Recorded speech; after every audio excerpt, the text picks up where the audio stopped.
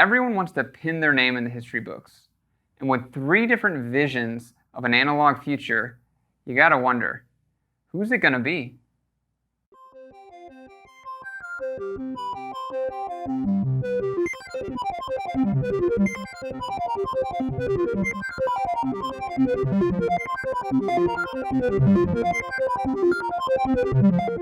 Hi, I'm Zach Marr from Alamo Music here in San Antonio, Texas. You can find us online at alamomusic.com. If you haven't already, hit the subscribe button, turn on your notifications. This is our Alamo Sound Lab channel where we look at all things music technology related. And today we are looking at 3 companies that are pinning their names in the history books of music technology. Much like Roland, Yamaha, Sequential, and Moog all pinned their permanent place in analog synth history in the 70s and the 80s and the 60s, 70s, and 80s, we are currently living in a second analog revival, renaissance, whatever you want to call it, that, in my opinion, has been largely started by these 3 companies. And it's not only started, but a couple of them have poured kerosene on that fire. And it is a crazy time to be into synthesizers. It's a crazy time to get into synthesizers. There's never been more options and more affordable options than currently. It's really a crazy time.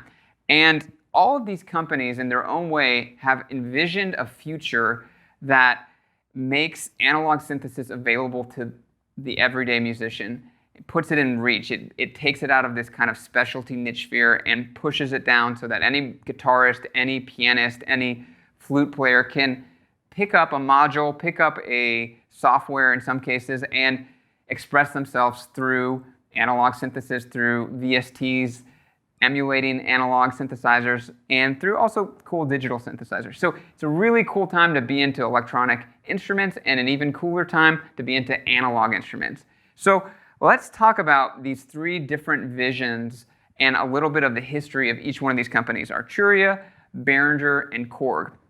And if you look at each one, they kind of have a different approach. And so we're going to talk about that. We're going to talk about how they differ, where they're similar, and then we're going to compare, do some playing demos so you can kind of get a sense of tonally what they sound like and what might be the right option for you if you're interested in them. So first, let's start with Korg. Korg is actually the oldest of these 3 companies, started in the 60s.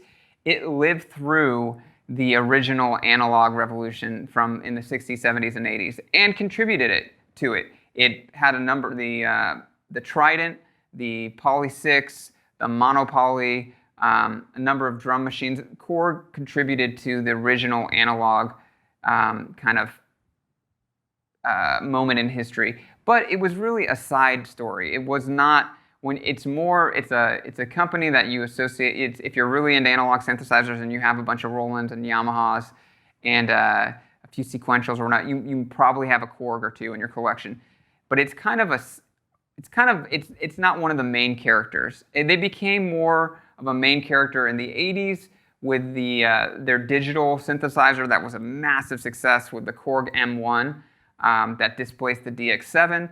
And so their footprint really began with digital synthesizers in the late 80s. And what's interesting is that the founder passed away in the 2011, I believe, and there was their head engineer, a guy named Tetsuyo, is the visionary that has started a second analog revolution within Korg.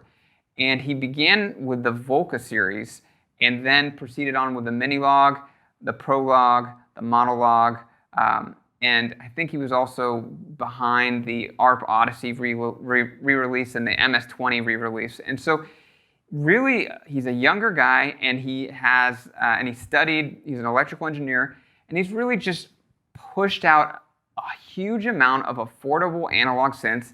And what's interesting is that most of them are not backwards looking. They're not recreations of the past. They're entirely new instruments, entirely new designs, and incredibly compelling. You're probably, if you're into synthesizers at all, you're probably sick of seeing videos and Instagram posts of people playing on a Minilog or a Volca. They've been wildly successful, and they've gotten a whole new generation of musicians that played a keyboard or played a guitar or bass or whatever, it got them in at $150 with a Volca, and suddenly their mind was blown by the possibilities of analog synths and modular technology. And the same thing with the Minilog. When it came out, it was the only option for a 4-voice polyphonic synth at a price point that was under $500. It was truly revolutionary, and I think it came out in 2015. And really, Korg, you got to give them credit, was one of the first companies, if not the first, to make this affordable vision of analog a reality. And so it's really exciting to see what they're going to do in the future. I've heard that they're still working on more analog synths and more hybrid synths, digital analog hybrids, that will be really exciting to see what comes out from Korg. So that's kind of history in a nutshell of Korg and kind of their vision. It's a vision of new instruments. It's not necessarily the past. They have done re-releases of the MS-20 and the ARP Odyssey, but their focus seems to be primarily on new interfaces, new technologies, which is really exciting. So next, we'll go to Behringer, which is the second oldest company. It began in the late 80s, I believe, like 1990, 1989. And it was founded by Uli Behringer, a Swiss engineer. And his vision, again, his company started from him building affordable instruments for his classmates in the university. And he saw there were so many instruments that were not affordable, and his friends that were musicians, he wanted them to have awesome technology, and so he just built it. And he built it at an affordable price point. And that's really Behringer throughout its history has always brought technology down, basically had feature-rich products at very affordable price points, almost price points that were hard to believe. And Behringer has become a massive company. They own a city in China called, I think, Behringer City or something. And they produce products, all sorts of products, mixing boards, microphones, interfaces. And in the last couple years, Uli Behringer has done a massive push into analog synthesizers. It's really fun. We did another video on the top 5 Behringer analog synths, and we talk about the history a little bit of Uli, and how his first instrument that he ever built was a synthesizer. He learned how to build synthesizers from his dad, who was building an organ for most of his childhood and taught him how to build an organ, which organs were the predecessor to synthesizers. And so really cool story there. If you want to hear more about it, watch that video. But Behringer is undergoing this massive kind of output of affordable analog synths. And their vision is interesting. It's almost the opposite of Korg. If Korg is mostly focused on the future with backwards looking to the past a little bit, Behringer is the opposite. They are taking every vintage analog synth that costs thousands of dollars to own. All the vintage Rolands, the vintage Moogs, the vintage Yamahas that are thousands of dollars to own each, $5,000, $10,000 for these vintage 40-year-old analog synths, and they're recreating them spec for spec at price points around $500. Truly crazy. And it's really, people have mixed feelings about it, but I know many musicians, and me being one of them, that is just totally blown away with the ability suddenly to own these kind of palettes, these sonic palettes that were completely inaccessible because of the price point of vintage and the not only the price point, but the kind of rarity of a lot of these vintage instruments. And so they've taken all these vintage instruments and they're just plowing through them, re-releasing instrument after instrument. They've re-released the TR-808, they've re-released the SH-101, they've re-released the ARP Odyssey in its own kind of affordable point, they've re-released the Prophet 1, all these from these different manufacturers have continued, and Moogs, they have their own Poly D and Model D, which were re-releases of the original Mini Moog. So really, really cool. And then also in addition to kind of re-releasing, and it's not just a re-release, it's a update. So they add MIDI, they add effects, they add all the things that you would like to have on a classic vintage synth, and they kind of update it and re-release it. So in addition to that, they've also released a few kind of their own innovations and new products that have no reference to the past. The DeepMind 12 being one of them, and being personally one of my favorite analog synths on the marketplace today. It's truly mind-blowing how powerful the DeepMind 12 is and how deep it is. And in addition to, besides that, they have like the Neutron and the Crave. So they have a number of, it's a smaller selection of analog synths that are their kind of own designs, but they're also contributing in that way. And finally, we have Arturia. And Arturia is the youngest company. It started in 1999, so it's about 20 years old. It was started in France by two French engineers.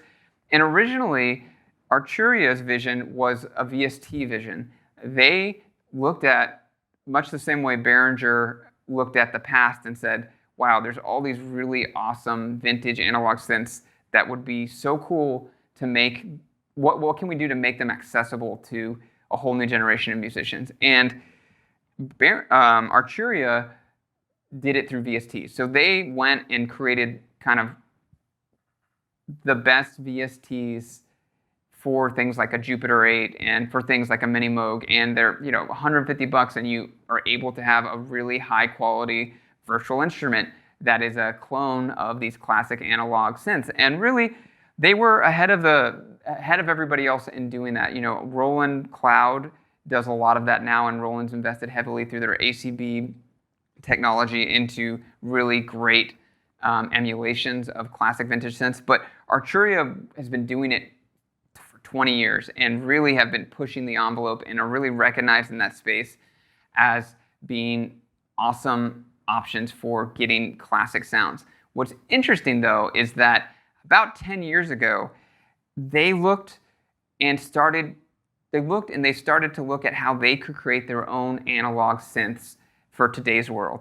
And so they've released the Mini Brute and the Micro Brute and the Matrix Brute and what other one? The Drum Brute, Drum Impact, a number of kind of little modules that are really powerful little analog instruments. And it's really cool to play with them because you can hear through their experience of recreating analog instruments with their VST technology. I feel like you see their appreciation, their deep appreciation for what makes those classic synths so magical. And they took that appreciation and put it into new instruments with nods to the past, but really no specific, their instruments don't feel or sound exactly like anything from the past. So they're completely new creations, but they have many of the features and characteristics sonically and functionally of some of the best classic analog synths of the past. And so it's a really, for me personally, I love Arturia's synth design, their hardware synth design. It is incredibly powerful. It's incredibly well thought out, and the sound that the sonic palette that these produce is unique and amazing, and it's its own thing. It's a new part of history, much like the Korg vision. It's a new vision, and it's its own kind of, it has its own trajectory. I'm really excited. They just came out with a Poly Brute, and we're super excited to get that in. It's their first polyphonic kind of flagship analog synth, and from what I can tell from watching videos, it's going to be incredibly powerful and unique, and it'll be really exciting to play with. I can't wait to do a video on it. So that's a little bit about the history and kind of different visions of each of these companies. Again, Korg is mainly focused on a new analog future that's affordable, with some looking into the past. Behringer is more heavily focused on making the past affordable and the highly sought-after vintage past affordable and accessible, with some nods to the future in their own designs. And Arturia is similar to Behringer, but instead of doing it through hardware, they're doing it through software, and they are also dabbling in just new instrument creation, less so than Korg, but I would say at least as much as Behringer. And it's all very different kind of approaches and also sonic imaginations. You'll hear in each one of these instruments how different the kind of sonic character of each one is and how unique they are. And it really, in my mind, it's much like guitars. Guitarists own a whole bunch of different guitars because of the different tones that you get from the pickups and the design. Synths are the same way, in my opinion. They each have their own character, and when you hear sound that inspires you and that you can write with, it's very hard not to want to grab it. And it's not easily replicated across brands or across models even. So with that all said, let's listen to each of these and kind of get a sense of what they sound like, so you have a sense of how they differ, and then we'll kind of conclude.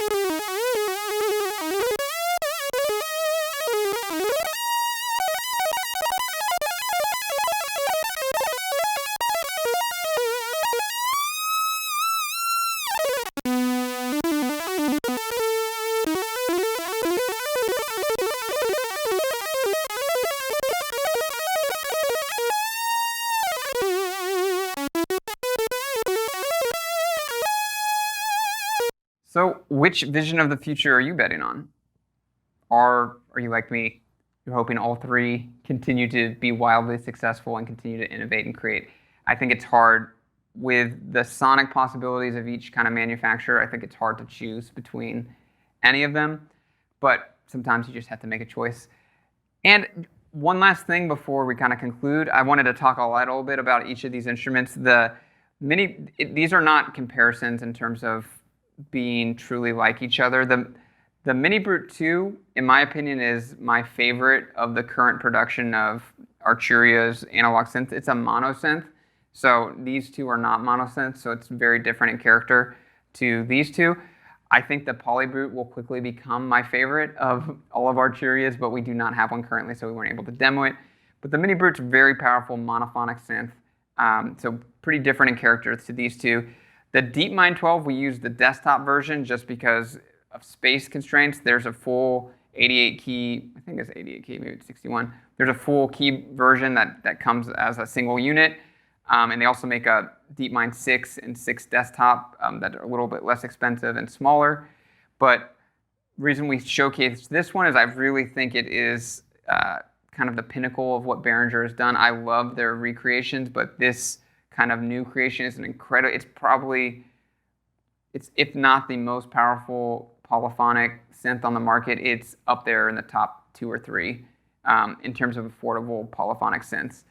And the Korg Minilog is kind of today's Juno 60 or DX7. I'm not sure which it's more like, but it is iconic at this point. It's been in production for a while, but it is an iconic, it's going to go down in history, there's no doubt, by the sheer number of musicians that have been touched by it and have made music with it. It's truly, it was a no-brainer when we thought which Korg instrument would represent Korg the best. The Minilog, it's the iconic instrument for Korg at this point.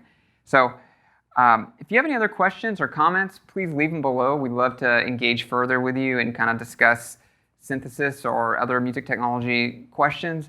You can also find us online at alamomusic.com. You can chat, email, give us a call. And please, if you haven't already, hit that subscribe button and turn on your notifications. We're going to have more content coming out on topics like this. And hope you enjoyed today and hope you continue to make music.